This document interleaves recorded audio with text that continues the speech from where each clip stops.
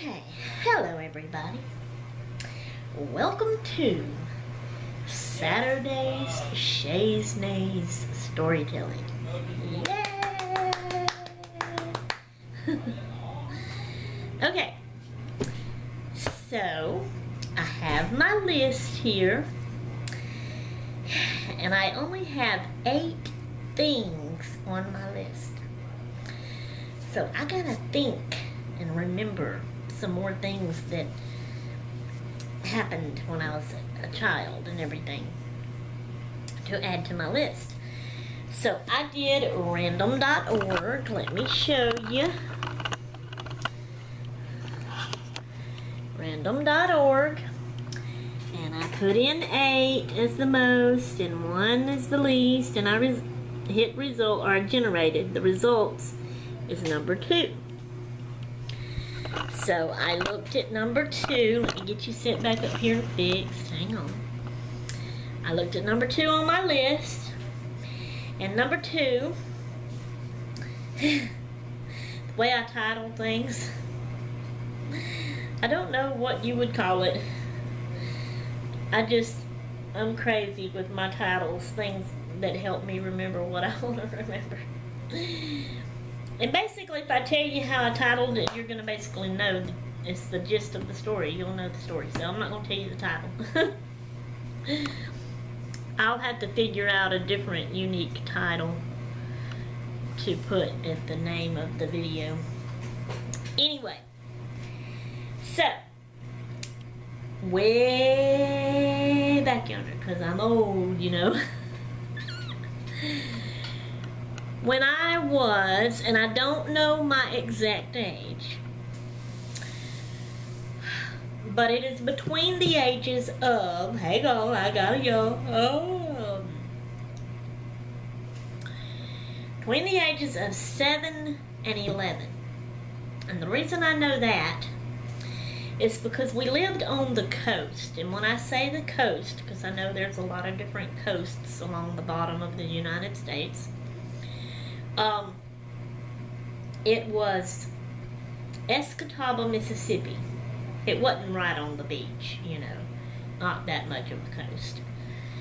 Anyway, I was 7 years old when we moved from Collins, Mississippi to Escatawba, Mississippi. And I was 11 years old when we moved from Escatawba, Mississippi back to Collins, Mississippi. Collins, Mississippi is home. That's where I've lived most of my life. Well, when I was actually even as an adult after I got married. Yep, okay. I started to say from born to 18 because I got married at 18, but it also includes young adult and married, and yeah, because that's where we moved from to go to Tennessee, and then now we're here in Louisiana, so yeah, my whole life. Alright, now when we first moved there, we lived in a trailer, and so we moved our trailer into a trailer park and lived there for a while. I don't know how long we lived there. I could have had a birthday and turned 8 years old. I could have even had another birthday and turned 9 years old before we moved out of that trailer in the trailer park. It was still in Escatawba, but we moved from the trailer park, from the trailer, to a brick home. It was my first brick home ever in my life, and I thought it was a mansion almost, you know. I was just so happy in it as a little kid. You know, I've lived in trailers all my life, actually the same trailer all my life up to that point. And I just thought, wow, I'm living in a brick home now, you know. This is uptown, this is fine, you know. So anyway, like I said, I don't know when exactly we moved into the house. But the house, even though I thought that way about the house, you know, it was a little old bitty Jim Walters home, you know. It was 3 bedroom, 2 baths, or a bath and a half. Yeah, it was a bath and a half. But, the neighborhood that house was in is my dream neighborhood to live in now. That I'll never find exactly. Because it's not just the neighborhood and just the houses, because I had kind of that sort of neighborhood in Tennessee. The only thing I didn't like about it was our house wasn't as close to the other houses. It was up on a hill. So to go to the other houses, you had to walk down the hill, which was fine, but walking back up that hill was not fine. Or a mountain, whatever you call it, that we lived on. And it also includes the people. The people has to be friendly people. They have to be people that you can get to know and become friends with, that will invite you to their house, and you can invite them to their house to eat lunch and to play games, to craft, you know. That's my kind of neighborhood that I dream. My dream neighborhood I want to live in again. Like I said, it includes the people. It has to be that kind of people in it too. And that wasn't that kind of people back in Tennessee, in that neighborhood. And I like it better when the land is level, easy walking, and the houses are closer together. My husband can't stand that kind of neighborhood. So anyway,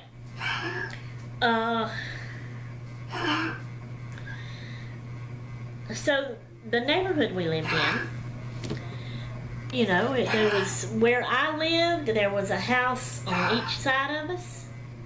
There was a house across in front of us, plus on each side of that, plus way down both sides of the road. On both sides were houses, you know. And we knew everybody in that neighborhood. I had 1, 2, 3, 4, 5, 6, 7, 8, 9. I had 9 friends that were in different houses in that neighborhood. Okay?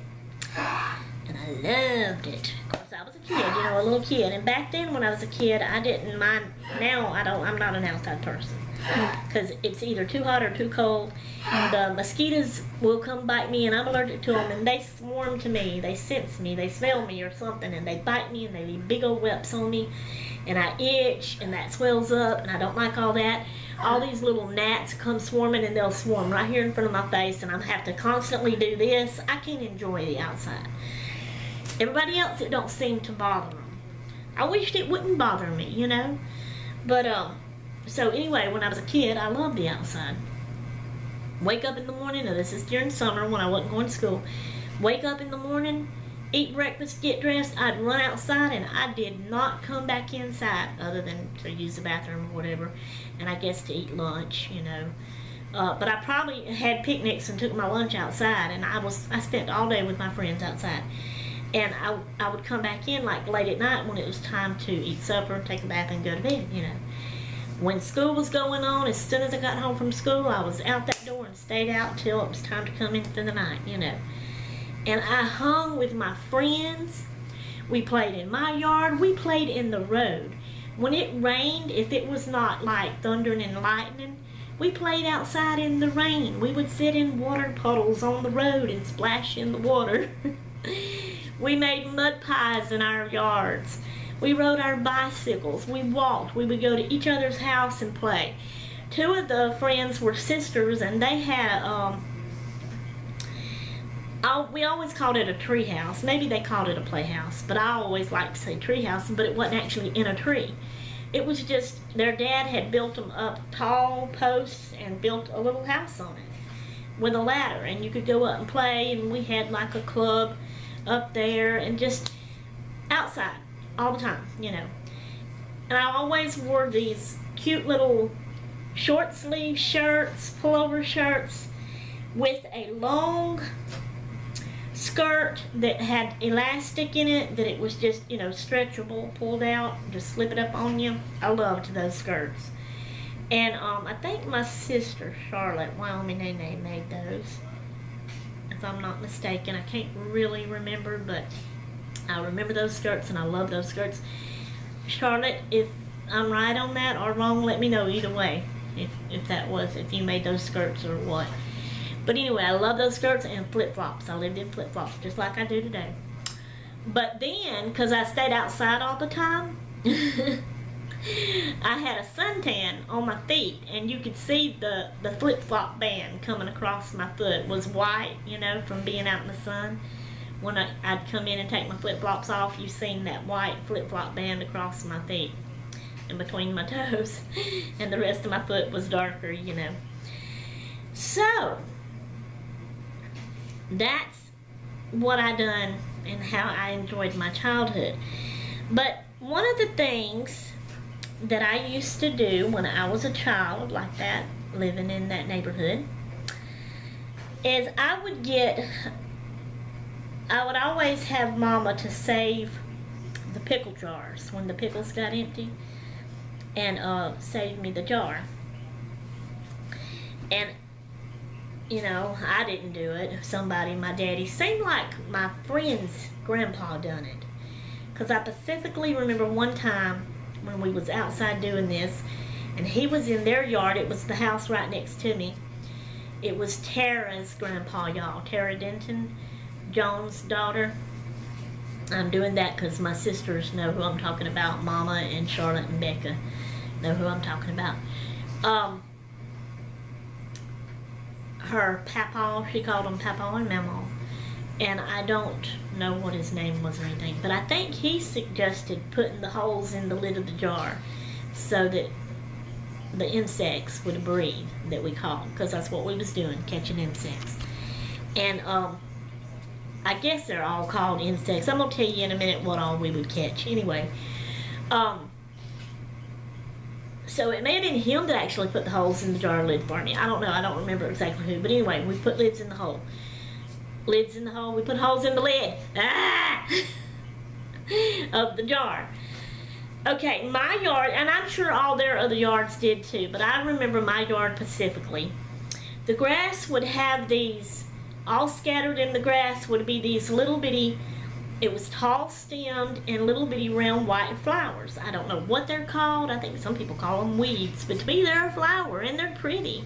Why does people call those, I've seen the subscribers before, they'll talk about even the little bitty yellow flowers you see out there and pick, and they'll say weed. That's not a weed. To me, a weed is just all green, like a green leaf or something. If it's got a flower on it, it's a flower, people. Why are you calling it a weed? So anyway, so the little white flowers, and y'all probably know what I'm talking about, scattered all through in our front green grass. And I guess because of those flowers, it may have been those flowers that attracted butterflies, the little yellow jacket bees, you know, just all kind of stuff. And we had lots of grasshoppers, crickets, frogs, the butterflies, the bees. What else? Let's see, I got them wrote down here. So this is my title I had: Catching Frogs, Crickets, Grasshoppers, Bees, and Butterflies in Grass with Little White Flowers with Jar. That was the title of my story, y'all. So I would get this jar, and you know, I got my friends started doing it. It might have been them that got me started doing it. I don't remember. You know, I just remember doing it. So I would get this jar, and I wish that I could, okay, my hand here is the ground and the grass, alright? This is the ground. So I would get my jar, okay, and we would walk around and we would be real slow, and we would look till we found either one of these things. Like I said, frogs, crickets, grasshoppers, bees, butterflies, okay? And then we would slowly sneak up behind them, and the jar would be open, okay? But we'd have the jar in one hand and the lid in the other hand. So we would sneak up, and we would get to them, and we would ease that jar down and clamp it over them, okay? So that whatever it was, well, actually, to be honest with you, I never did the grasshoppers. Yeah, let me backtrack. The crickets and the grasshoppers, I never did catch in a jar. I'll tell you that in a minute. But the frogs and the butterflies and the bees, I caught in the jar. So then, pretend the grass is still here, okay? I gotta move this hand to show you. The jar is over the butterfly or frog or bee. Okay, so I would take the lid, you know, upside down, and I would put it next to the jar, and I would lift the jar, and I would start easing it up under there and get it under there, and then close it up. And so I had me a butterfly in a jar, a frog in a jar, a bee in a jar, okay? And we would eventually let them go, but we just enjoyed catching them, and then we would just hang on to it, you know, for a while and look at it and show it to people and probably talk to it and all this kind of stuff. Then we'd eventually let it go. And that was just so fun. I remember doing that as a kid, and I loved it, enjoyed it, had fun. Now, the crickets and the grasshoppers, I caught by hand. That didn't bother me. Today, I would not do that for the life of me. Oh, and roly-polies. OMG, I loved the roly-polies. I just thought of that one and remembered that one. The little bitty black bug that is, when it's crawling, opened up and crawling, it's kind of long but oval shaped, long, stretched out, and it crawls, and then when you go to pick it up, it rolls up and curls up into a little ball, and it's actually a little ball and you can pick it up. I loved finding those and picking them up. You have to be real careful when you pick them up and not smoosh them, you know, but I would pick them. I loved that they rolled up into a little ball. I thought that was so neat. And then I would put them on my hand, and I would let them crawl on my arms and hands. But the grasshoppers and the crickets, I would find them in that grass by them flowers, and I would ease my hand down over them, and I'd grab them, you know, and I'd pick them up, and then I would just hold it in my hand, and I could feel it in my hand, and it would kind of tickle, you know, and then let it go. I had so much fun doing that. Oh, to be a kid again. So, that is my Saturday Shays Nays storytelling for y'all today. And I hope y'all enjoyed the story, and we're almost at 20 minutes on this video, but that's okay. And I hope that y'all will enjoy and are kind of glad that I have started my Saturday Shays Nays storytelling back up. It's been a while, and I have missed it. So, if I don't forget, you know me, but I don't think I will, every Saturday, look for another Saturday Shays Nays storytelling. And Kat from K. Othis Artist, thank you so much for helping me bring this back, and I hope you enjoy my stories as well as I enjoy yours. Alright guys, so that's all I have for you today. So I will say on this video, I do have another couple of videos I want to make today if I can, but for this one, this time, I will say I'm done, I'm gone, toodaloo.